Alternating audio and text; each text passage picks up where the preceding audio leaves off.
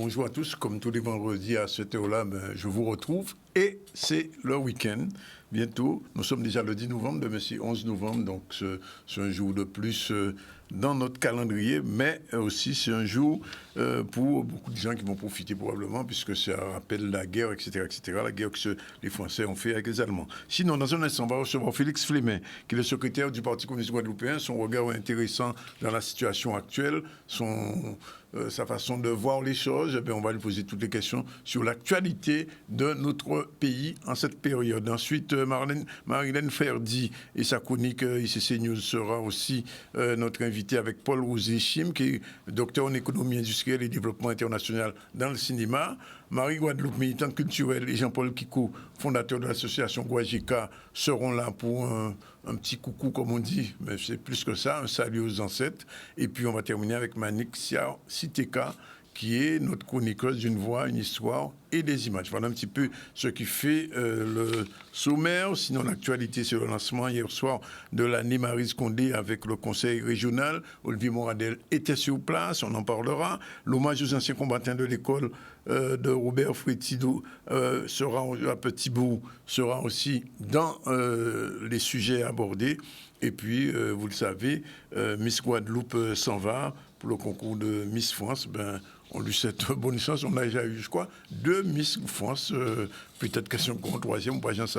En tout cas, on en parlera. On commence tout de suite avec du culturel, avec le lancement de l'année Maryse Condé. C'est avec l'aide du conseil régional qui a décidé de faire de cette année, qui vient une année Maryse Condé, écrivaine, autrice guadeloupéenne, qui a déjà beaucoup écrit, beaucoup fait, qui a été enseignante aussi à l'université et qui a des œuvres qui ont marqué, comme Ségou, qui ont marqué le paysage culturel. Reportage Olivier Moradel, on regarde.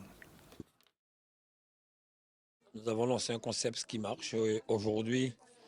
Lancer cette année Maryse Condé au Memorial Act, pour moi, c'était l'une des plus belles choses qu'on aurait pu faire pour elle. Nous l'avons reçue ici il y a 5 ans pour son prix Nobel. C'est une dame qui a été la marraine du Grand Prix Guy Tyrolien que j'avais lancé quand j'étais maire à Bémar avec l'équipe municipale.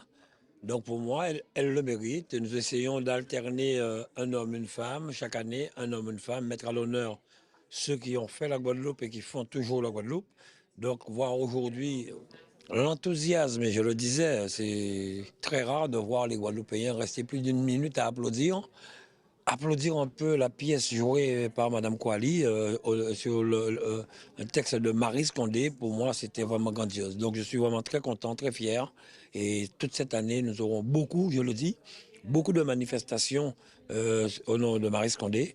J'ai même demandé à ce qu'on puisse travailler maintenant sur le prix Maryse Condé en Guadeloupe pour les lycées, avec un concept qu'on mettra en place avec les proviseurs des lycées. On a commencé avec cette pièce Désirada qui a été écrite par Maryse Condé. Nous félicitons Mme Kouassi de sa prestation, de sa performance.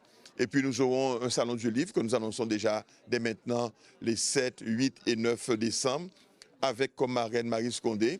Et puis nous aurons aussi bien sûr une grande conférence avec l'université autour de l'œuvre et du travail que Maryse Condé a réalisé. Nous estimons que c'est aussi une reconnaissance de Maryse Condé, parce qu'après Gerty Artimède, après Guy Tyrolien, qu'on passe à Maryse Condé, nous trouvons que c'est très bien. Ça va dans le sens de la reconnaissance, de l'entente avec Maryse Condé, parce que bon, il y a eu des hauts et des bas dans cette relation-là. Et donc, on rentre maintenant dans une normalisation, une réjouissance, et donc on est content. Maryse Condé reste une enfant rebelle de la Guadeloupe, hein. Donc elle n'a pas la langue dans sa poche. En toutes circonstances, elle dit ce qu'elle pense et on la reconnaît comme telle. Et ça nous fait plaisir. Vous avez vu les applaudissements lors de la lecture de son mot de l'année, où elle a été quand même assez rebelle, hein, dans ses vœux. Et bien, ça a été très bien accueilli et donc on est content. Voilà, et je rappelle que Maryse Condé est vivante, et ce qui est important, puisque beaucoup des gens qui ont été, entre guillemets, glorifiés sont des gens qui sont disparus. Et pour une fois, on honore quelqu'un de notre patrimoine culturel encore vivant. Je vous l'ai dit, on reçoit Félix Flémet, secrétaire général du Parti communiste guadeloupéen. Pourquoi? Parce que c'est important de temps en temps d'avoir un point de vue sur la situation de notre pays, de la Guadeloupe, et même sur la situation internationale et extérieure. C'est la raison pour laquelle hier on en avait Coriolan, mais aujourd'hui on a Félix Flémet. Bonjour Félix. Bonjour. Oui, bonjour Danick Zandonis, bonjour Canal. Sur Maryse Condé, ça vous suffit ce qu'on va faire pour elle après? Tiens, aussi à Ossimel, après Patrick Oui, bon, je pense que c'est une excellente initiative que de pouvoir chaque année mettre à l'honneur, mais plus qu'à l'honneur, présenter surtout aux jeunes générations, aux nouvelles générations, ceux qui, à un titre ou à un autre, ont fait la Guadeloupe et continuent par ailleurs, quand bien même ces personnes, certaines d'entre elles auraient disparu, mais elles ont laissé léguer un patrimoine qui est, je crois, un chemin que les uns et les autres ont pu tracer pour le pays d'une manière ou d'une autre. Donc, Maryse Condé, comme ceux et celles qui l'ont précédé dans cet hommage qui consiste à mettre une personnalité de l'année à célébrer, c'est une très bonne initiative pour la connaissance de nous-mêmes. Voilà, alors je vous ai fait venir, je le disais, parce qu'il est important d'avoir l'éclairage des gens qui sont des militants, des gens qui sont impliqués dans la vie politique guadeloupéenne depuis longtemps. Le Parti communiste, on le sait, existe plus de 60 ans maintenant. Oh oui, bien évidemment. 64 ans, c'est ça? À 65 ans. Le Parti communiste guadeloupéen a 65 ans. 65 ans. Le mouvement communiste en Guadeloupe aura l'année prochaine 80 ans. Déjà, quand même. Oui, 80 ans. Alors, voilà, c'est-à-dire que c'est, qu'on le veuille ou non, le Parti communiste est un enfant de la Guadeloupe, c'est un héritier, et il continue à grandir pour porter sa contribution à la construction de ce pays-là. C'est une construction qui est loin d'être finie, qui est en cours, et donc il accomplit sa tâche dans le pays avec les difficultés qui sont celles du pays, mais avec des perspectives qu'il propose qui, plus que jamais, sont d'actualité, quand bien même elles ont été depuis tout le temps combattues. Alors, la question essentielle en ce moment, c'est le problème de l'eau, mais nous sommes à la fin de l'année. J'ai envie de vous poser la question, Félix Flémet, comment vous avez vécu cette année qui se termine pour la Guadeloupe, que ce soit pour le problème de l'eau, sargasse, chômage, etc., etc. Qu'est-ce qui a changé entre 2022 et 2023 pour notre pays? Si vous le permettez, je vais élargir le champ de votre question. Oui. C'est pas qu'est-ce qui a changé entre 2022 et 2023. Ça fait quelques 60 ans que nous sommes prisonniers dans un cadre institutionnel, un cadre juridique, celui du droit commun français, celui de l'assimilation coloniale, celui de la colonisation, qui a fait la preuve de son échec. Aucun des problèmes fondamentaux qui percutent notre vie au quotidien n'a trouvé de solution. Malgré tous les habillages, malgré toutes les modifications, tous les aménagements successifs qu'a connu la départementalisation, autrement dit, le cadre colonial. Rien n'a fondamentalement changé. Bien sûr, il y a eu, du point de vue des infrastructures, des avancées. Oui. Lesquelles avancées, d'ailleurs, ont été acquises, pour certaines, de haute lutte. Il a fallu l'engagement, le combat des travailleurs guadeloupéens au sens large, du Parti communiste guadeloupéen, des forces de progrès pour arracher des avancées qui ont amélioré le quotidien. Quand même parler de Fingawal, quand même, qui a joué un rôle essentiel au niveau social.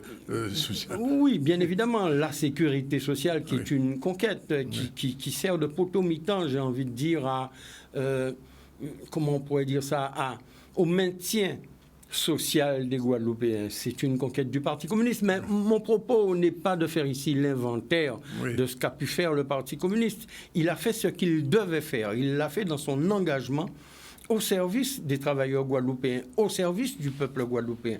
C'est le même engagement qu'il poursuit aujourd'hui, mais dans les conditions de notre temps. Votre question, c'était qu'est-ce qui a changé? Je dis simplement que rien n'a changé et rien ne pourra changer, M. Zandonis, tant que nous serons enfermés dans le cadre du système colonial et dans le cadre de la domination capitaliste, le modèle économique qu'on appelle aujourd'hui libéral, qui est responsable du chaos Et aujourd'hui, nous sommes de plus en plus en grande difficulté. Je vais passer sous les problèmes récurrents qu'on connaît. L'eau, Le transport, le chômage, transport, les déchets, le chômage. Chaque année, on les fait comme ça la liste des problèmes et des difficultés de la Guadeloupe. Je voudrais que ceux qui nous écoutent comprennent bien que si depuis des décennies, aucune de ces questions n'a trouvé de réponse, c'est bien parce que par-delà les hommes, les uns et les autres qui ont eu à diriger ou en tout cas à gérer les institutions, c'est qu'il y a un problème de fond. C'est que quant au fond, le cadre dans lequel nous vivons ne nous permet pas de porter les réponses pour améliorer la situation de notre pays, parce que nous sommes dans un cadre colonial. Et je persiste à dire qu'il n'y aura pas de changement fondamental.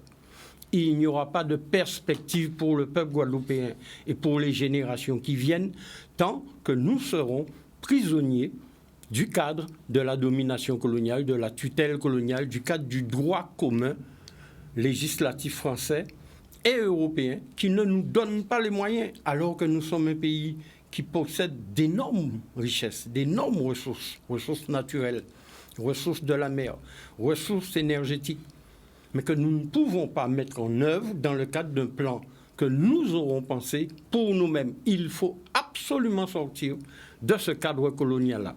C'est cette question-là qui est posée devant la conscience et devant l'action et devant la responsabilité des Guadeloupéens. Ceux qui ont dirigé le pays dans le cadre de l'assimilation ont échoué. Il faut résolument prendre le chemin de l'émancipation. Alors, je ne sais pas si vous étiez invité, mais le week-end dernier, il y avait une manifestation à l'université où il y avait le président de région, Charlus, il y avait aussi pour l'association des maires, il y avait M. Losbar, et bien sûr les universitaires qui avaient demandé à réfléchir conjointement, officiellement, sur l'avenir institutionnel de la Guadeloupe. Alors, est-ce que le PCG était représenté? Je ne sais pas. Mais en tout cas, il y a eu un certain nombre de paroles qui ont été dites, et notamment, les universitaires pensent qu'il y a trop de solutions. Soit élargir le cadre, soit rester dans la situation actuelle, puisque ça a été évoqué, soit trouver des aménagements. Voilà, ce qui est ressorti globalement de ce colloque organisé par le Crédit, le Centre de recherche et d'information. Ça veut dire que ce que je viens de vous dire n'a pas été justement mis sur la table. Et c'est ça la question de fond. Tous les aménagements que nous connaissons depuis la départementalisation, depuis 1946, on ne compte plus les aménagements successifs. Départementalisation économique. On ne compte plus les différentes lois, programmes, alors peu importe leur nom, l'OPOM, l'ODEOM, l'OREOM, l'OUM, SIOM aujourd'hui. Mais nous sommes toujours dans le même cadre. Qu'est-ce qu'on appelle l'assimilation législative? C'est le fait que les lois qui concernent notre devenir sont votées ailleurs par des gens qui ne sont pas de chez nous et qui sont votées bien évidemment dans l'intérêt, parce que la loi, c'est la loi française. Elle est votée dans l'intérêt de la République française. Elle n'a pas vocation à répondre aux problèmes de la Guadeloupe. C'est bien dans le cadre de cette loi-là qu'on a volontairement empoisonné les Guadeloupéens. Nous sommes bien dans le cadre d'une loi votée par le Parlement français, dans le cadre de mesures prises par des gouvernements français qui, dans leur pays, disent cette chlordécone, c'est un poison pour vous, mais par dérogation, je vous l'inocule. Ouais. Ça s'appelle la colonisation. Et aujourd'hui, pour coller à l'actualité, eh bien, on entend qu'au Parlement français, on met sur la table une proposition de loi, une proposition d'organisation qui vise à ouvrir la Guadeloupe toute grande. Le bumidum à l'envers. Oui, mais alors c'est pas le bumidum à l'envers. C'est dans la logique du bumidum qui a consisté à quoi? À exiler, à expatrier les Guadeloupéens et à faire rentrer de manière insidieuse. Et ce qui change, c'est que désormais ce n'est plus insidieux. C'est officiel. C'est la mise en place officiellement de ce génocide, de ce remplacement. Pourquoi? Parce que c'est la seule manière pour l'État français de s'assurer sa domination pour elle définitive sur la Guadeloupe. Il faut vider la Guadeloupe de ses forces vives. Donc, dans un premier temps, on a mis en place le bumidum, l'expatriation. Ça se continue avec ses succédanés, la DOM aujourd'hui. Mais aujourd'hui, on va plus loin. Donc, La réponse, elle n'est pas, on ne l'a pas entendue dans cette initiative qui a pour objet sans doute d'ouvrir le champ de la réflexion. Mais je persiste à dire que le devenir de la Guadeloupe est de la responsabilité exclusive du peuple guadeloupéen, sur un fondement que nous défendons, qui est le droit à l'autodétermination des peuples, fondement du droit international. Ça veut dire que nous contestons à quiconque, à la République française, au gouvernement successif de cette République, de pouvoir décider en lieu et place des Guadeloupéens de l'organisation politique, économique, sociale, culturelle de leur pays. Ça relève de notre responsabilité. La question, une fois qu'on a dit ça, c'est comment on l'assume, comment on la prend, cette responsabilité. Qu'est-ce que met en place comme outil? Donc je ne veux pas venir ici pour répéter des antiennes. Je veux venir ici, répondant à votre invitation, pour mettre sur la table des propositions concrètes Justement, j'allais y venir. Très bien. Que proposez-vous pour en sortir?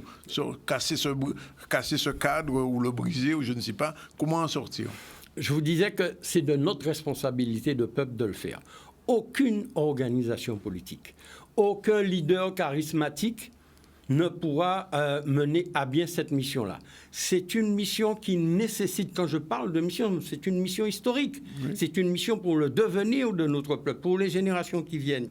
Eh bien, il faut pour ça mettre en place, parce que nous sommes dans le combat pour la décolonisation, le combat de l'émancipation, il faut pour cela que se mettre ensemble les forces qui portent cette démarche de décolonisation, cette démarche d'émancipation.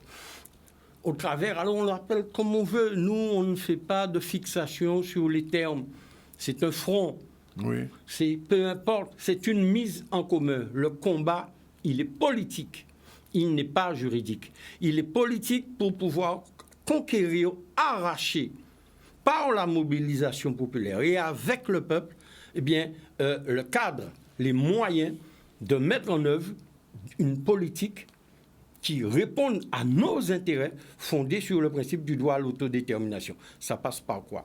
Ça passe par aujourd'hui, c'est une proposition que nous réitérons. Nous l'avons faite il y a 2-3 ans, en 2021, de mettre en place le BICAPEP Guadeloupe. Ça n'a pas parlé aux uns et aux autres. On l'appelle comme on veut. Tous ceux qui considèrent qu'il faut sortir du cadre colonial ont l'obligation, le devoir impérieux de se mettre ensemble et de proposer, pour travailler à proposer et à élaborer avec le peuple guadeloupéen une démarche d'émancipation. Concrètement, M. Zandronis, quand j'entends parler aujourd'hui de précisément le fait qu'on puisse faire venir des Français, il faut mettre en place une citoyenneté guadeloupéenne qui donne des droits et des devoirs, bien évidemment, politiques, économiques, culturels au peuple guadeloupéen. Droit économique, à priorité à l'emploi à compétences égales. Droit sur le foncier. Droit à l'investissement, à la possibilité d'exercer j'ai presque envie de dire, notre souveraineté économique sur notre territoire. Droit d'exploiter pour notre compte nos ressources naturelles, celles de notre mer, notre environnement maritime, nos ressources énergétiques. Bref, il faut un pouvoir politique guadeloupéen qui ne peut émerger que de la volonté et du rapport de force de la Guadeloupe face à l'État colonial français. Nous avons le droit d'avoir des différences, des divergences. J'ai déjà dit ici sur votre plateau que la question de l'autonomie ou de l'indépendance qu'on nous pose, c'est un faux problème. L'autonomie ou l'indépendance, c'est un processus de décolonisation. C'est un processus pour l'émancipation. C'est le peuple guadeloupéen tout seul qui va trancher. Et nous proposons pour qu'il puisse trancher, c'est encore une proposition qui n'est pas nouvelle, c'est de mettre en place une assemblée instituante, élue. Ce n'est pas une nouvelle assemblée, c'est une assemblée dont l'objet est de mettre en place, travailler à l'élaboration d'un projet de statut politique, c'est-à-dire qui détermine notre relation avec l'État français, qui nous donne le pouvoir et la capacité d'organiser notre pays sur la base des droits que nous reconnaît la communauté internationale. Ce n'est pas la consultation du peuple, c'est l'élaboration par le peuple et avec lui de ce projet. Et pour ça, mettons en place cette assemblée constituante, instituante, peu importe le terme, en charge d'élaborer un projet de statut, de le discuter, de le négocier avec l'État français. Et le bout de ce processus-là aboutira à une consultation de l'électeur guadeloupéen dont on aura défini les contours. Et c'est le résultat de cette consultation-là qui sera mis en œuvre. Et non dans le cadre dans lequel nous sommes, en bout du bout, quand vous passez par les articles de la Constitution française, où, en dernier lieu, c'est le Parlement français qui décide. C'est le contraire du droit du peuple à l'autodétermination. Mais Félix, c'est une idée que vous portez depuis un certain nombre de temps. Pourquoi cette idée n'arrive pas à se fédéraliser avec les autres organisations? Qu'est-ce qui bloque? Quel est le blocage pour laquelle je pose la question très simplement. La question de l'unité se pose dans la gauche, l'extrême gauche, le mouvement nationaliste guadeloupéen depuis des années. La question, précisément, c'est cette question-là qui est la question cardinale. Il faut y travailler. C'est pour ça que j'ai dit il faut sortir des recherches de leadership. Il faut s'affranchir des postures de timal, de chef. C'est pas de ça dont le pays a besoin aujourd'hui. Le pays a besoin aujourd'hui d'un rapport de force face à l'État français colonial. Et pour cela, rassembler les forces. Je dis et je redis que le combat est un combat politique. C'est un combat global pour l'émancipation qui doit rassembler par-delà les forces anticolonialistes tous ceux qui considèrent qu'il faut faire sauter ce verrou et ce carcan colonial. Donc, la question du rassemblement, qu'on l'appelle l'unité, il faut une instance qui conduise et qui mène la lutte. Seule cette instance-là pourra gagner la confiance de notre peuple et construire, lui permettre de construire ce rapport de force face à l'État colonial pour éviter ce qui nous pend au nez, ce réaménagement au travers de l'appel de Fort-de-France, au travers du SIOM et je ne sais trop quoi, qui ne sont que des habillages, des déguisements du système colonial. Il faut rompre avec le système colonial. Alors, est-ce que, on va peut-être terminer, mais est-ce que c'est le Parti communiste guadeloupéen est prêt à reprendre son bâton de pèlerin pour essayer d'unifier, de rassembler autour de cette idée, cette volonté? Nous n'avons jamais abandonné ce bâton-là. Notre vocation, nous considérons et nous agissons comme un outil au service de l'émancipation de notre peuple. Donc, quand je viens ici devant vous, répondant à votre invitation, vous le dire, c'est ce que nous disons au travers de notre organe l'étincelle. C'est ce que nous faisons avec les moyens qui sont les nôtres, mais il faut à la vérité de dire que nos moyens en hommes, nos moyens en militants ne sont pas les mêmes. Moi, je n'ai pas de honte à dire ça, oui, mais il n'y a pas d'autre solution. C'est pourquoi le devenir de la Guadeloupe, M. Zandronis, aucune organisation politique à elle toute seule n'y parviendra. Nous devons nous rassembler sur un contenu. C'est le contenu qui est déterminant. Le contenu, la démarche d'émancipation, c'est notre devoir. Nous y faisons toute notre part et nous continuons à le faire. Quelle est la couverture de l'étincelle cette semaine? Je ne l'ai pas cette semaine, ce numéro-là. C'est un ancien numéro. D'accord. Et le journal continue de toute manière? Le journal continue. Je dis déjà... Je pose chaque fois la question, est-ce qu'il y aura une fête de l'étincelle en 2024? Oui, il y aura un grand événement en 2024. C'est le 80e anniversaire du journal L'Étincelle et nous nous y préparons. Déjà? Vous y préparez déjà? Déjà, tout à fait. Ben, écoutez, on sera ravis de ce mouvement. Ah, mais j'espère que vous m'aurez invité bien avant ce 80e anniversaire. Pas de problème, vous serez invité. Ne vous inquiétez pas. Si on a besoin de point de vue de ce type-là en Guadeloupe, pour que le Guadeloupéen comprenne si bien qu'il faut nous sembler pour nous avancer. Non, nous condamner à faire. Nous condamner à faire. Il faut sortir des positionnements, des postures, de chercher leader, etc. Non. Ouais. En nous mettre nous d'accord, c'est de voir en nous le Parti communiste pour lâcher et cap là ça il a continué j'aime. Juste un dernier petit mot, un tout petit mot, mais pas long en l'air. Nous voyons que Fabien Roussel prend des positions un petit peu bizarres en bas là. Est-ce que vous avez associé à ça ou est-ce que vous avez accepté ça?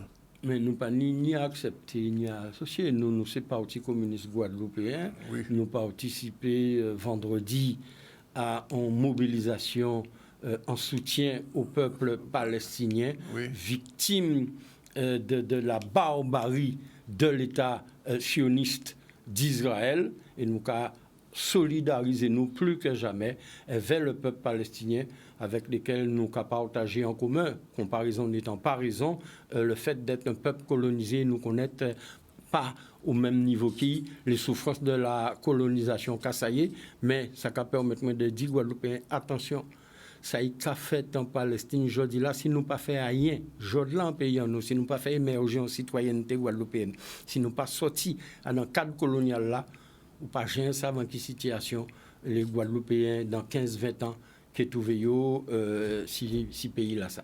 Merci Félix Flemin. Voilà, 12h58, première pause, et on se retrouve tout à l'heure avec la chronique de Marilène Ferdi. Paul Roger Chim sera l'invité, et ensuite Marie Guadeloupe aussi sera notre invité. À tout à l'heure. Voilà, nous sommes revenus avec vous. Il est 13h06 dans le ZCL News. On salue ceux qui prennent l'antenne maintenant. On salue nos amis de France, de Martinique, aussi de l'Afrique, puisqu'on nous regarde au Congo. On nous l'a dit un peu partout. Mais nous restons en Guadeloupe, puisque nous en Guadeloupe. Et le proverbe du jour choisi par Oudalia, c'est « Pas Jean Jolet, c'est Vancé qui met ». Alors, pas Jean Jolet, c'est Vancé qui met. N'hésite pas. C'est avancer qui est essentiel. Face à l'adversité, il faut faire fond. Voilà. Il ne faut pas enjolier, il ne faut pas obiguitiser ça aussi, le janjolage. Voilà, pas janjoler, c'est Vancé qui met. Le proverbe du jour. Il y a un deuxième, oui, il y a le mot créole du jour, parole à pays là. Exemple. Aïe chercher, alors, pan man mitao. C'est extrait du livre de Benzo, à l'aise pour les créoles. Aïe échéant côté pour prendre mon mitard. Va te faire voir ailleurs pour que lancer les filles aux garçons qui tentaient de les courtiser. Ah, Jordan, tu as entendu? Alors, aïe chercher un côté pour prendre mon mitard. Hein. En fait, c'est pas moi qui dis ça, c'est les filles qui disaient ça autrefois.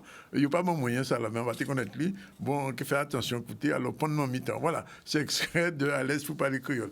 Bien, il est 13h08 après ces deux expressions très guadeloupéennes. On va se poser que autres noter, il faut des questions géo. Merci Dalia. On va revenir à la chronique de Marilène Ferdi. C'est ce qu'on appelle chaque vendredi l'ICC News. C'est parti.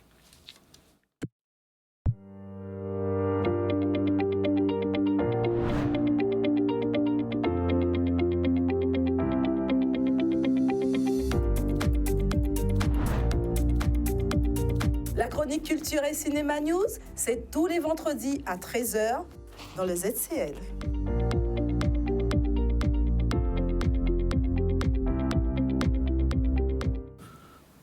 Mais voilà, on est vendredi et c'est nulle part ailleurs. L'ICC News. Ça va? ICC News, c'est dans le ZCL News Oui. et nulle part ailleurs. Oui. Et les jours se rapprochent pour quelque chose quand même. Oui, On est à J- combien là? J-7, hein? J-6, on va dire. Oui. J-6 de la première édition des rencontres de l'audiovisuel. On va essayer d'être pratico-pratique aujourd'hui et donc dire déjà que c'est un salon d'information sur les métiers des formations dans le secteur de l'audiovisuel qui est gratuit. Il y a une chose à faire, c'est s'inscrire. Oui. S'inscrire, donc nous envoyer. Ça commence à s'inscrire déjà? Oui, là on a relevé une 50aine d'inscriptions. Alors on a plusieurs types d'inscriptions. Alors on a les établissements qui, là on a déjà 200 et quelques inscriptions et c'est pas fini. On a une marge quand même.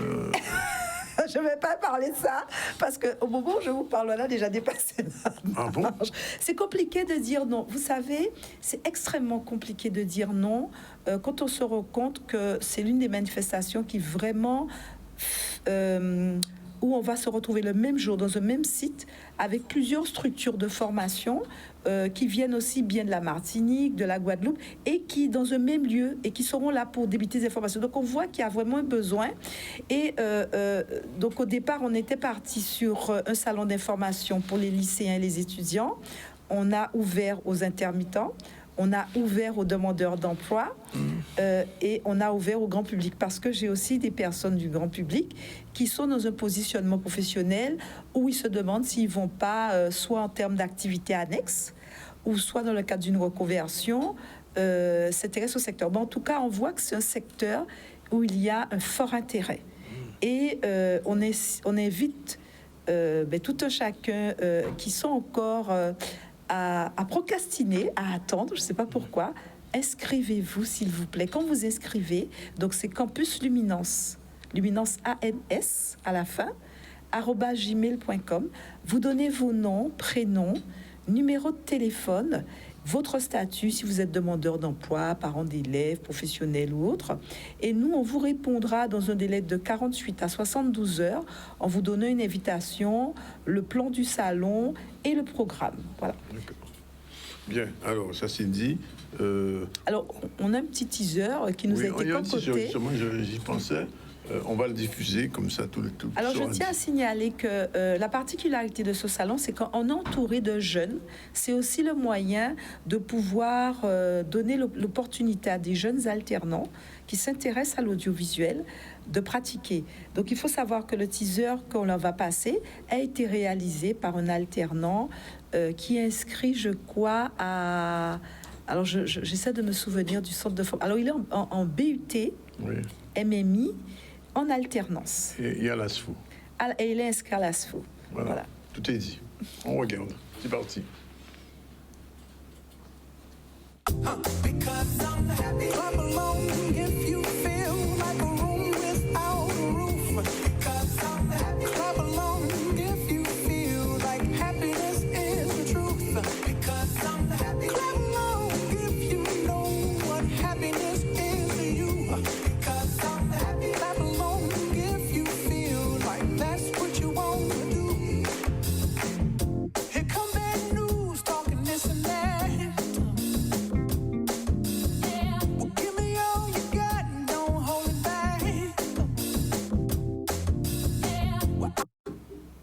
Voilà, bien ainsi dit. Alors aujourd'hui, quand même, on a dit le grand public, mais aussi des professionnels qui peuvent On venir. invite les professionnels, on invite les universitaires. Oui.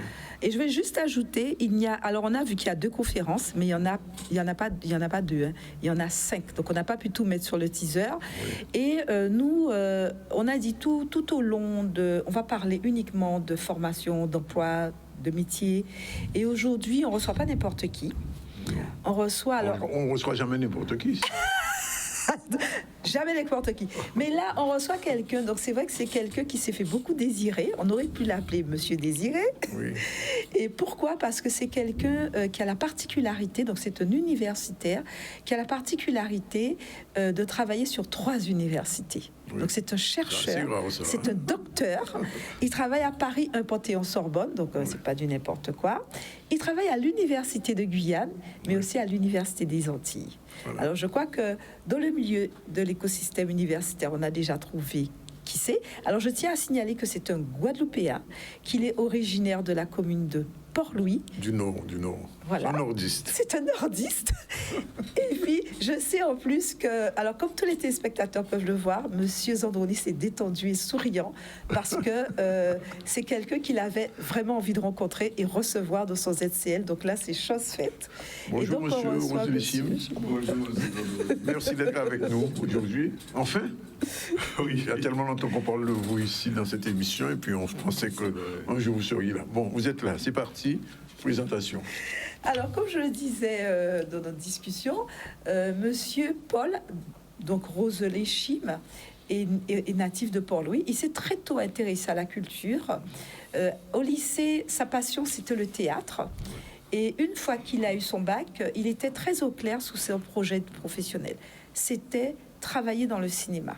Donc, il a commencé ses études à Paris 1 Panthéon-Sorbonne, puis a poursuivi à Paris 10 Nanterre, toujours dans le cinéma.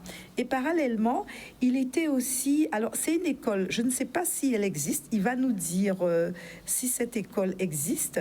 Donc, c'est l'école des cinéastes dénommée Conservatoire libre de cinéma français. En 1989, date très importante, il obtient son doctorat, donc à l'université Paris 10 Nanterre.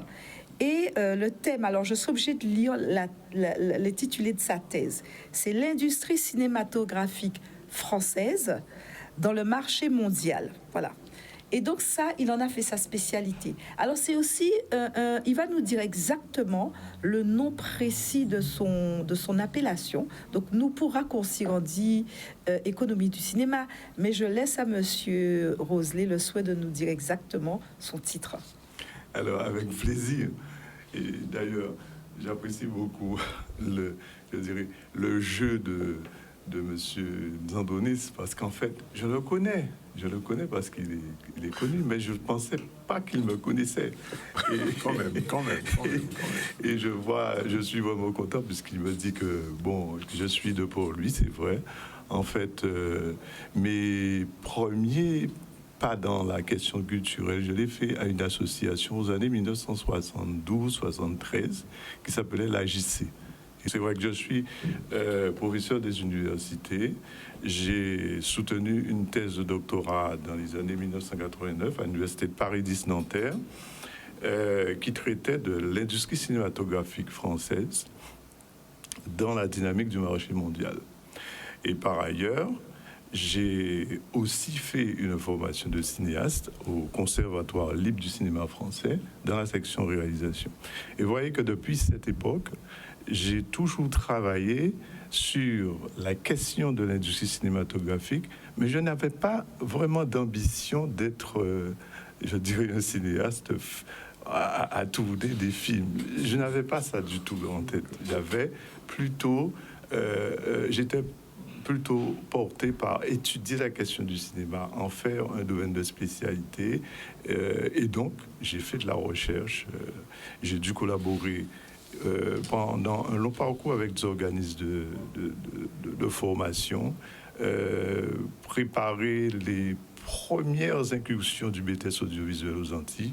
Or là, on est dans les années 1994-95, BTS audiovisuel, avec d'autres académies, surtout les académies qui avaient une ouverture sur l'outre-mer, la Martinique, la Guadeloupe, la Réunion et le Nord-Pas-de-Calais.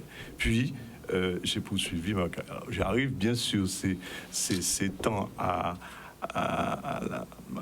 étudier cette question avec tout le développement et les publications que j'ai pu faire de par le monde sur ces questions de l'industrie cinématographique, avec ses développements, avec la révolution numérique, et donc ce qui m'amène à venir devant vous aujourd'hui.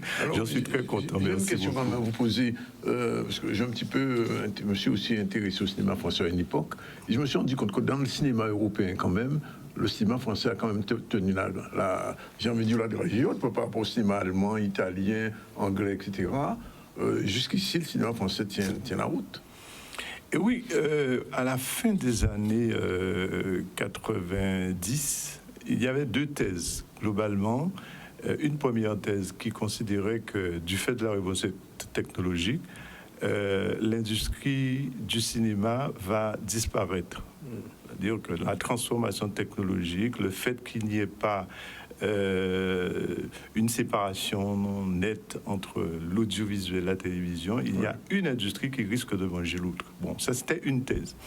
Bon, ma thèse n'était pas dans ce sens-là quand je l'avais soutenue, et par la suite des travaux que j'avais faits, je prophétisais plutôt le fait que la révolution numérique va remettre l'industrie cinéma dans un autre cadre mondialisé avec ce qu'on peut appeler des frontières, mais c'est une industrie qui va fonctionner en termes de vases communicants. Et je crois que cette thèse que j'avais soutenue, bon, vous voyez que quand on développe une pensée, on fait des analyses, on peut se tromper, mais je crois que j'ai eu raison. C'est effectivement, avec la nouvelle révolution qui est en cours et qui est loin d'être terminée, on est dans une industrie de vases communicants, on est dans une industrie de prototypes, et donc, compte tenu de cela, une formation cinématographique et une formation audiovisuelle dans les supports que nous connaissons, avec beaucoup de changements, eh bien, ça nous permet d'être dans ce qu'on appelle une industrie d'enchaînement, et donc on peut faire autant du cinéma que de l'audiovisuel. En tout cas, merci d'être venu, Marie. C'est fini pour aujourd'hui. Alors, on rappelle rapidement le rendez-vous vendredi prochain. Alors, c'est le vendredi 17 novembre. À partir de... Donc, c'est de 9h à 17h dans les jardins de Guadeloupe la Première. Et donc, il faut vous inscrire pour accéder au site. Donc, vous envoyez un mail à Campus Luminance, donc Luminance ANS à la fin, @gmail.com, en donnant vos noms, prénoms, téléphone et statut. Et voilà. Et on vous enverra un carton d'invitation. Voilà, merci, c'est fini pour aujourd'hui. Le ZCL continue. À tout de suite. Plaisir.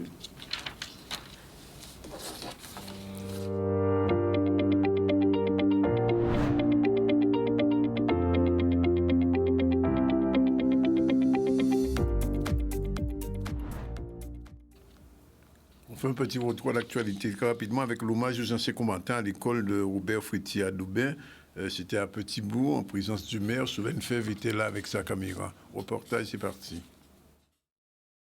Nous avons voulu, à l'occasion de la commémoration du 11 novembre, faire de sorte que ce soit des journées utiles pour la jeunesse, utiles pour la population, faire de sorte que nous soyons mieux en connaissance avec les anciens combattants de la Guadeloupe et plus singulièrement de Petit-Bourg, eux qui se sont engagés sur des terrains de guerre. C'est important pour nous de le faire dans le milieu scolaire parce que nous avons une jeunesse qui est grandissante. Nous croyons que ça peut contribuer aussi à leur construction, à leur identification. Ça s'est très bien passé, ça fait une intergénérationnelle, mais les enfants sont très réceptifs et très volontaires. Ils sont très curieux quand ils sont petits comme ça et ça fait plaisir de voir les gens, surtout les enfants, ils posent des questions, mais des questions on ne se rend pas compte, mais des bonnes questions très souvent. Nous sommes assez surpris de la réaction de la jeunesse, de cette petite jeunesse de la Guadeloupe. Nous sommes très surpris du fait de l'intérêt qu'ils manifestent depuis le début de cette semaine. Un grand intérêt pour tout cela, un grand respect pour les hommes et les femmes qui s'adressent à eux. Ils les considèrent même comme des héros. Et bien sûr, il y a un devoir de mémoire à faire, leur expliquer aussi. La guerre, c'est pas beau, c'est pas propre. Hein. Ils ont vu ça pour le 14 juillet, on leur a expliqué tout ça. Et à la fin, ils étaient tellement contents, ils ne voulaient pas nous quitter. Ils nous posaient des questions. Et même certains nous ont demandé des autographes.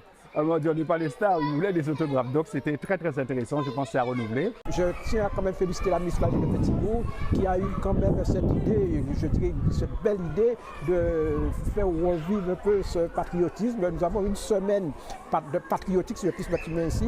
Il y a eu des interventions dans les établissements scolaires, c'est le cas aujourd'hui. Je crois que véhiculer cette image pour nos anciens combattants qui se sont battus pour que la patrie soit ce qu'elle est aujourd'hui, que la France soit ce qu'elle est, que la Guadeloupe soit un pays relativement stable, et bien je crois que tout un chacun à chaque niveau doit contribuer à sauvegarder cette paix qui est précieuse. Ça me fait énormément plaisir parce que moi, j'aimerais bien, si j'étais à place, d'avoir quelqu'un qui m'aurait dit que c'est quoi la guerre, comment c'est venu la guerre. Et nous, c'est pour ça, moi, je fais un grand effort pour leur expliquer tout ça. Les enfants, nos enfants apprennent l'histoire par leurs enseignants, mais il est aussi important que nos anciens combattants participent aussi à cela parce que eux qui ont été sur le terrain, ils peuvent aussi, au-delà de l'aspect historique, montrer, indiquer à nos enfants l'aspect aussi humain de ces différents événements. Bien, c'est déjà la fin de cette deuxième séquence du ZCL News. Il est 13h24. Vous êtes encore à table, pas nous. Dans un instant, on va recevoir Marie Guadeloupe et Jean-Paul Kikou pour un hommage aux ancêtres. Tout de suite après cette deuxième et dernière pause. Voilà, nous sommes revenus dans la dernière séquence du ZCL News. Dans un instant, on va recevoir Marie Guadeloupe, militante culturelle et politique. Bonjour. Bien, bonjour. Et aussi Jean-Paul Kikou qui peut arriver, ambassade Cyprien. Il est arrivé, bon, et qui est là. Et de l'autre côté, on a notre chroniqueuse du vendredi. Bonjour Manik. Bonjour Danick. Manik Danik, ça s'écrit comme ça se prononce presque pareil, mais pas même ni. Bon, alors, aujourd'hui, on va parler de qui et de quoi, Manik? Alors, dans la rubrique Une voix, une histoire des images, on va parler de Samuel Kramer. On va partir en poésie. Bon, d'accord. Samuel Kramer qui est le dandy de la poésie. Oui, c'est comme ça. Comment ça se fait, un dandy de la poésie? Explique. C'est-à-dire que c'est un personnage à connaître et à voir et vraiment, il faut vraiment s'intéresser à ses écrits parce que voilà, c'est assez particulier et c'est vrai qu'il demande à être un peu plus connu et reconnu à travers ses écrits. D'où le terme de dandy parce que voilà, il a un petit style très anglais, je trouve. D'accord. Et qu'est-ce qui l'interroge à travers sa poésie? Alors, qu'est-ce qui l'interroge à travers sa poésie? Donc, on commence la chronique maintenant? On est parti? Oui, on est parti. Générique, c'est parti.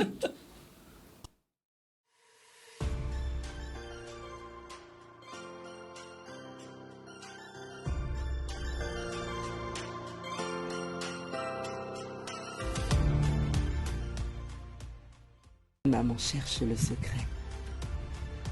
Les bœufs tranquilles hochent la tête en souriant. Ils ne connaissent pas le secret. Les mangues pèsent lourd aux branches feuillues des manguiers. Leurs joues rougissent. Elles ne connaissent pas le secret.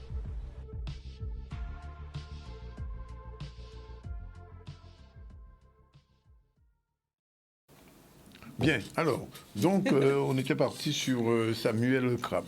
Oui. Ouais. Alors, donc pour revenir un petit peu donc, sur le fait que je l'appelle le dandy de la poésie, il a une poésie que j'appellerais un petit peu lunaire, qui est vraiment hors sol et hors temps, tout simplement parce qu'il défie les codes de la poésie, c'est-à-dire qu'on pourrait s'attendre à quelque chose de très scolaire, de très, voilà, les rimes, il faut tout respecter, etc. Alors que non, il nous invite vraiment à découvrir un autre univers.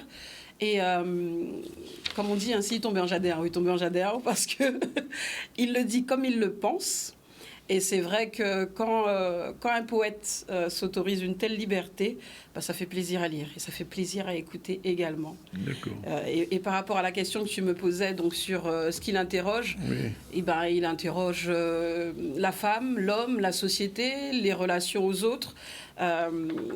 J'ai pu entendre, hein, et c'est vrai que parfois on peut penser que cette poésie est un peu machiste, sexiste, Oui. mais elle est tout simplement en plein de vie et d'ivresse, parce qu'il aime bien rappeler que le rhum, c'est une belle boisson. D'accord, à consommer avec modération. À consommer avec modération, mais c'est vrai qu'il inscrit vraiment sa poésie dans quelque chose qui nous appartient.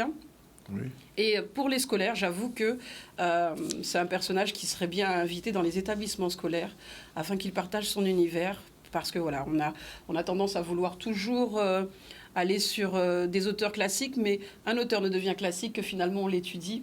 Oui, Et bien que sûr. voilà, c'est ça. Et je crois qu'avant qu'il ne devienne classique, il est encore en vie. Et j'inviterais vraiment tous les enseignants à se rapprocher de lui. La tribu des rimes crépues, c'est un recueil vraiment à connaître. D'accord. On a droit à un petit extrait quand même. On a droit à un petit extrait, oui. C'est parti.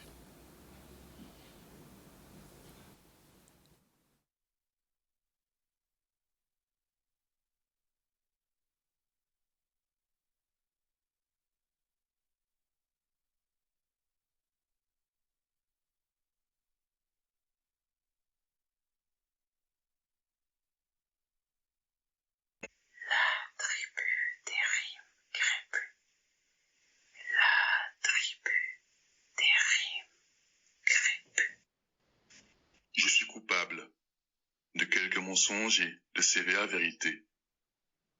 La tribu des rimes crépues. Les songes acerbes et quelques verbes effrités. La tribu des larmes repues. L'ambre et l'ocre. La parole est sombre et le cœur est ogre. La tribu des souffles perdus. Je suis odeur d'antan, auteur enfant, et mes mots ont la couleur des alizés. La tribu des rires aigus.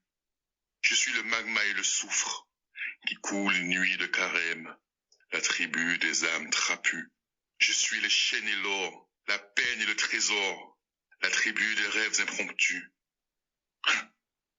Lorsque j'aurai bu les dernières gouttes du temps, et que le rhum aura fini sa course crépusculaire, lorsqu'il n'y aura plus ni azur ni bronze, dans un ciel sans éclat, et que l'obscur n'habitera que la nuit, je veux rejoindre mon cordon ombilical et m'enrouler au pied d'un arbre centenaire, atteindre l'éternité dans la terre de ceux connus comme la tribu des rimes crépues. La tribu des rimes crépues. La tribu des rimes crépues. Trop court. Ben, c'est quand même un recueil de poèmes qui dure en audiobook, donc on est sur une durée de pratiquement 1h50, 2h, parce qu'il a vraiment voulu tout explorer. Et la tribu des rimes crépues, en fait, c'est un concept, alors je l'appelle le dandy, mais il faut savoir que Samuel a vécu également à Londres. La tribu des rimes crépues, c'est vraiment un concept qu'il a mis en place, à tel point... Il a été tellement loin qu'il a créé donc 3 recueils de poèmes. Chaque recueil a une version inédite et il y a même une version inédite sur l'audiobook. Et pareil, hein, c'est vraiment celui qui reçoit, en tout cas qui écoute ce qu'il dit, c'est vraiment du parole voyer. Ainsi, tombe en jardin, c'est tant pis pour toi, quoi. Débrouille-toi avec.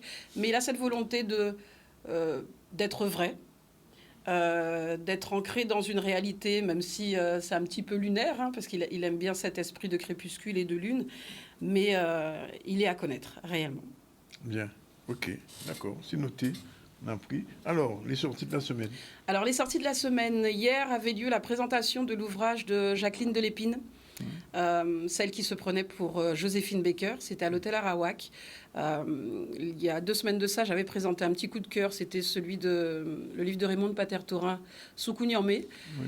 Et ben, celle qui se prenait pour Joséphine Baker, c'est un autre coup de cœur parce qu'il nous plonge dans la Guadeloupe, dans Tansorin, mais pas uniquement sur le rationnement, enfin ce qu'on a l'habitude d'entendre, oui, on était rationné, etc. Mais même si c'est romancé, le fait que sur le Jeanne d'Arc, il se soit passé, lorsque le Jeanne d'Arc est arrivé en Guadeloupe, il se soit quand même passé des événements violents, que déjà en 1940, on avait tiré sur la foule, on avait tué un étudiant à Basse-Terre. Oui. Voilà, elle revient vraiment... Il s'appelait Serge Balagui. Merci. Donc, même si elle est sur quelque chose de romancé, c'est quand même l'histoire de Judith Okagos, qui est quand même l'une des premières noires comédiennes des années 40 et qui s'est produite en France. Et c'est vrai qu'à l'époque, la seule référence qu'on avait en termes de comédie et de personnes qui réussissaient, c'était Joséphine Baker, alors qu'en Guadeloupe, oui. Et cette volonté, encore une fois, et c'est Rokhaya Diallo qui en parle, hein, cette invisibilisation de ce que la France a pu faire sur nos territoires. C'est-à-dire qu'on montre beaucoup ce que les États-Unis ont pu faire, mais nous, on ne veut pas le montrer. Alors que nous avons des figures qui permettraient à nos enfants de se dire que si elle a réussi, moi aussi je peux réussir, et que je ne suis pas déterminée ni par le lieu, ni par mon nom de naissance. Je suis déterminée en tout cas par la volonté de vouloir réussir. Et vraiment, c'est vraiment un très très bel ouvrage. Celle qui se prenait pour Joséphine Baker, c'est vraiment un livre à lire.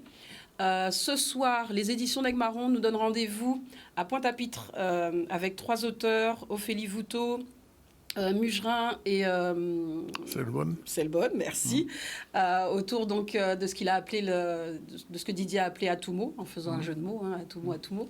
Et là, pareil, hein, ça sera la possibilité d'échanger avec 3 auteurs et ils sont en vie. Donc, s'il faut amener les enfants, n'hésitez pas. Et dans 10 jours, donc Une voix et une histoire sera à Montréal. Oui. Donc, pas en tant qu'exposante, mais en tant qu'éditrice professionnelle. Pour ceux qui ne le savent pas, je suis éditrice. Hein. Apparemment, en Guadeloupe, on ne le sait pas. Oui. Mais je ne le sais pas, moi. On va régler ça. Message là passé. Si vous passez comme ça, mais il peut être qu'il bon. Donc, je serai à Montréal pour une semaine, parce que justement, le Salon du Livre de Montréal m'a organisé des rencontres avec d'autres professionnels pour voir dans quelle mesure le même pont que je suis en train de faire avec l'Afrique, on peut le faire avec la diaspora haïtienne qui est sur place et aussi avec le Canada qui est très féru de ce qu'on fait. Absolument. En fait. Voilà. Rappelle rapidement où est-ce qu'on nous voit en Afrique. Où est-ce qu'on nous voit? Alors, Côte d'Ivoire, Congo, Gabon, Cameroun, Ghana, le Sénégal, je ne sais pas si j'ai déjà dit, le Togo, le Bénin. Le Bénin. Oui, le Bénin. Donc, oui, tout ce groupe, le groupe sur lequel je suis, ils sont tous informés qu'il faut être sur Facebook. Alors, je te dis ça parce que monsieur Bénin est là. Oui, oui, ça, je le sais très, très bien. On était ensemble au même moment. Donc, bien que lui, pour moi, il est résident béninois. Il vient acheter un sous terre Bénin, tout ça. On ne sait pas ça. Bon, mais merci en tout cas. Merci à toi. 10h40, Marie Guadeloupe et Jean-Paul Kiko, bien bonjour. Bonjour. Alors, à part moi, j'ai envie de dire bonjour. J'ai envie de glorifier d'autres mondes. Non, mais nous toujours nous envie de dire un bonjour particulier. Quand même, oui. Avant, on bâtit, on va dire bonjour quand même. Oui, bien sûr. D'accord. On va bâtir à des heures. Bon, alors, qu'est-ce qu'il fait? Oui, eh bien, en fait, ça, la Guadeloupe a bougé tellement qu'à plusieurs niveaux, moun ka levé, moun ka commencé à réveiller, qui dit, et à plusieurs niveaux. Et donc, nous, les camarades, si Sainte-Anne, ils ont créé une association depuis quelques temps, avec Thierry Didon, qui est président là, Moun Kika. L'association là, c'est Moun Kika. Et depuis l'année passée. Alors, déjà, une femme Kika. Voilà. Et là, c'est Moun Kika. Bon, d'accord. Oui, depuis l'année passée, ils ont fait une première manifestation où là, justement, ils ont valorisé des arts, mais c'est l'habitude d'ailleurs. ça mon café si Sainte-Anne, et on l'autre bitin, et j'ai décidé de recommencer, en fait, initiative là, ça, l'année là, ça, mais elle avait on d'autres larel. Elle va on d'autres larel, c'est pour ça que j'ai créé ça d'ailleurs, en hommage, justement, en hommage spirituel pour les ancêtres, qu'elle a décidé de faire demain, 11 novembre. Alors justement, c'est dans le cadre de ça que nous l'a dit là, et avant de nous aller plus loin dans l'explication là, il faut dire que le président là, Thierry Didon, justement, eh bien, ils mettent en lionnage un paquet de situations. Déjà, par rapport à ça qui a fait ce continent-là, avec la famille Idja notamment, vu qu'actuellement, il y a quand même des petits soucis par rapport à de l'eau qui montait au Wayo, etc., ils ont décidé de faire en cagnotte, faire ensemble des solidarités pour justement permettre la famille Idja en bas là, ni en fosse déjà, pour y relever, pour y continuer, faire travailler avec au café des pions, paquet l'en est déjà. Et 26 ans. Et donc c'est déjà une première motivation qui fait que y a fait manifestation à ça demain. Et en plus de ça, il faut dire qu'il y a un paquet de bons joueurs aussi, si Sainte-Anne. Donc il a décidé de sembler différents mondes pour mettre à l'honneur justement les ancêtres, mettre à l'honneur ça qui a passé ce continent-là avec la famille Idja, et mettre à l'honneur aussi... Alors, il ne faut pas dire mettre à l'honneur, quand il faut dire glorier. Ah, ça dépend. Ça dépend parce que c'est ça, les mots sont importants, ça y est. Chaque mot vibration, ouais. Et justement, nous avons essayé de faire attention à tout ça. Et c'est pour ça, justement, eh bien, dans le cadre de la journée à demain, j'ai décidé, il y avait plusieurs activités qui ont été faites, mettre à l'honneur les ancêtres. Alors, nous pas qu'à payer tous les décatements là, ces plateaux là. Nous qu'à inviter d'ailleurs tout le monde à venir voir. À partir de qui est depuis le matin, à partir des 11h. Oui. Et c'est pour ça, j'ai décidé justement pour manifestation là, ni en marraine, qui c'est justement Marie Guadeloupe. Ah. C'est marraine Guadeloupe ou Marie Guadeloupe? Ah ben justement, là, nous qui peut jouer sur les deux. Avait Dominique Coco, qui justement permet de faire que la manifestation passe bien. Et puis, l'année passée, il faut nous dire ça aussi, il y a un grand homme qui était là, l'Ikibé, qui justement portait un gomme pour justement faire manifestation là, ça prend une belle ampleur pour nous ça continuer. Donc, il est là aussi dans l'année là, ça, pour justement continuer le travail là qu'il a fait depuis l'année passée. Alors, la marraine, qui nous fait là? Eh bien merci. En cas profiter, moi, dit tout peuple en moi, rouleau bravo, parce que vous avez resté debout vertical et c'est vrai que nous avons parti plus dans un paquet de décatements qui a tourné à l'entour, ça nous-mêmes en nous. Et c'est très, très important que nous pensions à mettre l'habitude dans nous. Et en cas féliciter demoiselle qui a parlé des livres tout à l'heure là. C'est vrai, chaque monde a un message à porter et une manière de porter. Et c'est vrai que tant que nous arrêtons la règle que l'autre là prend nous en les bancs l'école, eh bien nous pas qu'à vivre, nous pas qu'à vibrer. Et c'est très très important que vibration à cette en nous prend toute sens et dimension. Alors journée là ça c'est vrai qu'il marque si l'énergie ancestrale pratique à mettre l'habitude surtout spiritualité à cette en nous, mais c'est surtout ça nous doit être changé, mettre devant, c'est rencontrer à tout peuple là. Après rencontrer simplement à mon Sainte-Anne parce que nous tout assez en habitation, même habitation là, qui a écrit Gosier, Bémao, Lamenté, tout ça nous voulait, c'est même habitation là. Nous ces enfants à la déportation, puis là dans nous, et c'est très important que les afro-descendants répondent dimension spiritualité à citer à pays Guadeloupe. Ça nous a créé plus facilement qu'à Wikira et pour peuple Kaba. Donc, c'est très, très important. Et ça, les gens qui ont essayé de mettre devant actuellement, c'est en transparence. Parce qu'on doit dans nous pratiquer la spiritualité là, mais nous avons pratiqué en case, nous avons pratiqué en cachette. Nous avons dit que nous avons une dimension vaudou parce que c'est ça. Nous avons dit un certain nombre d'habitants parce qu'il y a fait en sorte que nous rentrons. Et dans une journée là, ça, que nous avons causé déjà des. Posez-nous la question, quand ça y est nos ancêtres, et ça a sorti fait là, son exercice pour que nous a dit l'honneur pour tel bitin et glorieux pour tel autre bitin. Tout ça, il faut nous apprendre ça. Qui dimension aux ancêtres ni est-ce que tous les ancêtres ces mêmes ancêtres là n'ont pas quel bitin à dire à l'entour à ça et c'est pour ça c'est très très important que vous nous déplacer depuis le matin déjà pour partager un certain nombre de bitins et aussi dans l'après-midi consacrer petit temps à ces petits là à l'entourage que Jean-Paul a fait quelques temps et aussi beau canter avec ce team là parce qu'avant on t'a fait yékrik, on t'a savait c'était yékrak, mais nous l'autre team qui pas connaître ça, l'autre t'a dit l'eau du bout, on t'a savait pas répondre. Je là nous l'autre qui pas connaître ça. Donc faut nous prendre petit temps aussi avec les enfants nous. Donc nous pas qu'à venir là en tant que nous avec belle robe nous, belle gamme nous c'est monsieur là belle complet yo. Nous qu'à venir là pour nous être ensemble. Les mamans, les papas, les sœurs, les frères et les timouns surtout, parce qu'il faut nous entrer aussi dans la règle à transmission. D'accord. Son petit mot quand même avant, ou bien Jean-Paul la parole. D'après ça, vous sortez voyager? En sorti voyager, quand vous partez semaine prochaine. Ah bon, vous partez? En tout cas, lui, il va partir semaine prochaine. Vous va partir. On va même parler de Jean-Paul. C'est son hasard, son chanson de Jean-Paul ici, là, en direct ici, non? Puisque c'est plus facile de joindre l'autre bord qui joignent ici. Alors oui, on fait un grand voyage. Des petits mots quand même. Pas un grand voyage. Mais nous avons l'occasion de parler de ça. Il faut faire une invitation spéciale. Absolument. Donc c'est vrai, nous sommes en Égypte. Et puis c'est vrai que... On ne peut pas même expliquer ça. Déjà, vibration là, l'arrivée, villa, on est là, pendant là, visiter ces différents côtés historiques là. Tout ça, c'est son bitin qui prend vraiment un trip. Et surtout sur la démarche spirituelle. Parce que c'est vrai qu'avec Jolo, nous pas fait du tourisme. Nous avons reconnecté. Et on peut dire bravo pour le travail que Jolo fait, parce que nous avons levé à 4h du matin. Mais ça qui s'intéresse, nous visiter vraiment l'essentiel et sans bousculer tête en nous. Est-ce qu'on touche de l'eau à le Nil quand même?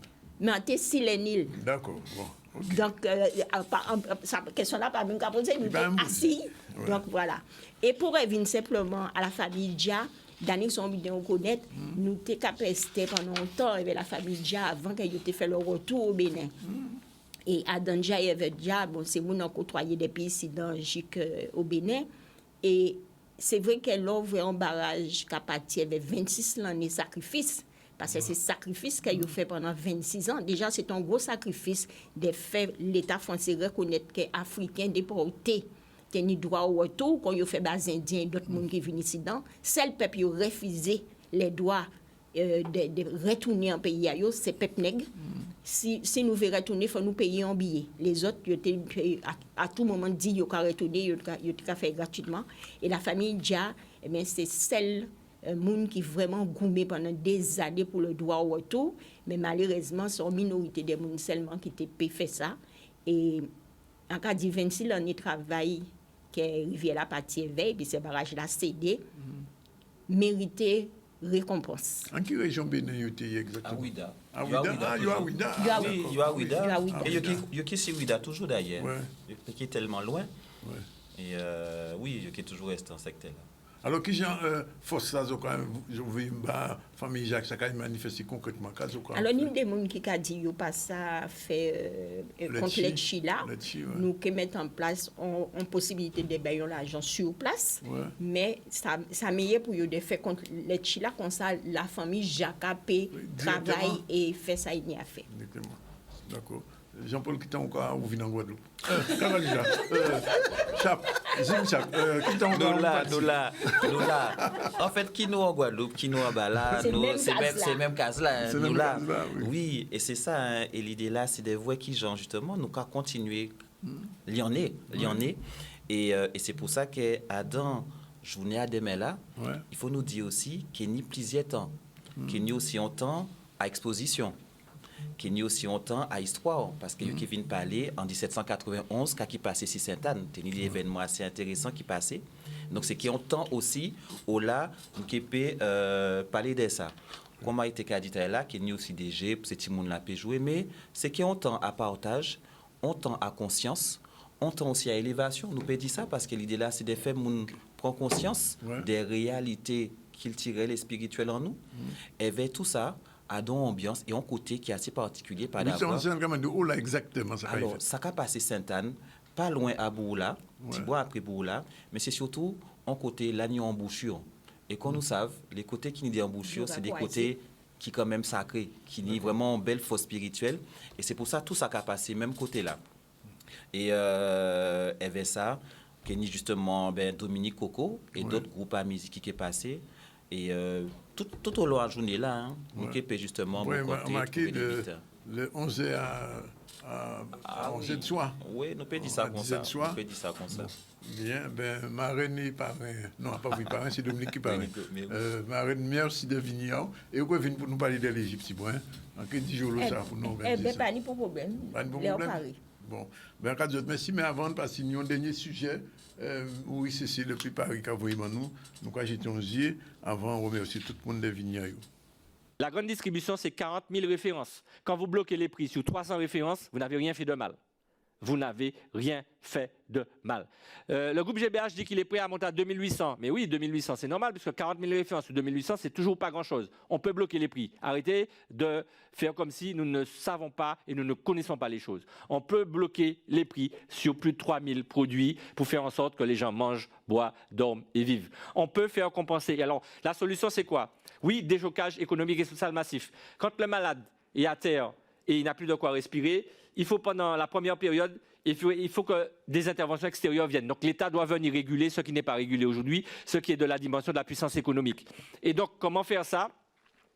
Très simplement par des exonérations fiscales et sociales pour les très petites et moyennes entreprises, pour leur permettre de recruter localement, donc donner un salaire aux personnes qui sont au chômage, et donc leur donner un travail. Comment faire ça? En faisant des activités intermédiaires que l'on crée localement, qui leur permettent de créer, on va dire, des produits intermédiaires qu'on peut faire repartir vers la France. J'ai beaucoup de mesures. Les mesures d'augmentation des niveaux de revenus passent par la mise à jour des allocations familiales, par une TVA affectée, passent aussi par la création d'emplois et d'activités pour ceux qui n'ont pas d'emploi, donc un salaire, à travers justement la possibilité de baisser les charges des entreprises pendant 10 ans. Comme ils baissent les charges, l'entreprise a comme condition de recruter. Augmenter notre marché. Et là, c'est très important. Il me reste 10 secondes. Mais Guillaume, le marché aujourd'hui, c'est le marché français. Mais si on ouvre notre marché à la Caraïbe, je prends un exemple, la Grande Caraïbe, c'est plus de 40 millions d'habitants. Notre marché est très ouvert. Donc la question de l'étroitesse des marges intérieures n'est plus structurelle. Parce que nous avons ouvert notre marché. Et si on arrive à mettre des conditions d'exportation, je prends un exemple tout simple. Aujourd'hui, la CMA-CGM, ceux qui font venir des conteneurs, ils payent l'aller-retour en une fois. Parce qu'ils n'ont rien à faire repartir avec la CMA-CGM qui continue à payer le carburant, etc., etc. Qui est un monopole, un quasi-monopole, 80%, parce qu'on parlait des monopoles. Il n'y a pas que les grands groupes économiques. Orange, pour moi, est dans un oligopole sur l'Internet, parce qu'ils ont les câbles sous-marins. Donc, ils distribuent le prix de l'Internet comme ils le veulent, 35% plus cher. Pourquoi? Alors qu'ils ont amorti déjà le câble sous-marin depuis des années. Il faut pouvoir avoir des câbles publics pour maîtriser ce sujet-là. La continuité territoriale, modèle Corse, bien sûr. Mais quand je disais qu'il faut augmenter les revenus, on a la possibilité d'augmenter les tailles de marché, on a augmenté la possibilité de sécuriser l'exportation, parce qu'il faut augmenter la production locale, aller vers de la diversification par rapport à nos réalités de ce que nous avons. La Nouvelle-Calédonie, la Réunion, il y a d'autres territoires qui ont des richesses, la Guyane, mais nous aussi on a des richesses en matière de biodiversité mais qu'il faut exploiter. Oui, ben, juste un petit commentaire, dit que finalement, c'est M. qui a fait l'eau Réunion, mais ça n'a pas changé, dans ni la vie chère, ni rien.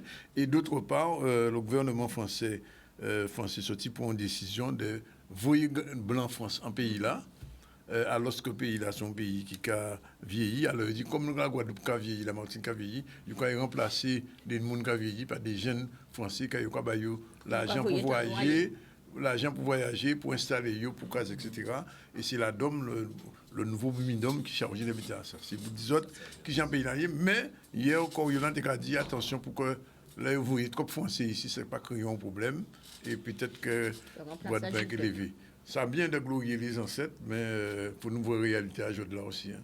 Pas oublier ça. Voilà, il est 13h56. Alors, depuis bon matin, qu'est-ce qu'on a reçu? Eh bien, on a reçu Félix Flémet, secrétaire du PCG. Justement, avec lui, on a fait le point sur toutes ces questions politiques qui se posent. Et il a lancé un appel à l'unité, parce qu'il dit nous ça encore, si les organisations guadeloupéennes pas assemblées, nous ne verrons rien. Alors, on va c'est le livre, pas nous que dit ça. En quelques jours, on dit ça. Marianne Ferdi était là aussi, avec Paul Rosvichim, qui est docteur en économie industrielle et développement international. Il fait un doctorat sur le cinéma, son bout pour lui. Il vient expliquer le travail qu'il a fait. Marie Guadeloupe, Marina, à ça, il a fait de glorifier les ancêtres des mains. Hommage spirituel et Constance. J'ai toujours là, Eve, donc monsieur Kiko, qui est en Guadeloupe. Et bien sûr, on salue Manik Siao, qui est en Guadeloupe jusqu'à aujourd'hui, mais à dans 10 jours, qui est dans notre pays. Et moi, toujours là.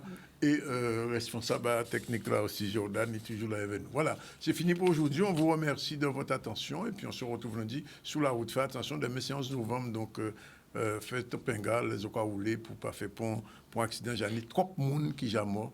Quand on a fait un revolver là, c'est notre problème encore en pays. Regarde pas dans notre soleil. Assurez pas peut-être. Merci pas comme Guadeloupe. Jean-Paul, à qui temps, mais enfin. Nous là. Oui, nous là. Bon, d'accord, pas de problème. Nous là. Nous, quand nous merci les vignages, et puis à lundi. Bye bye.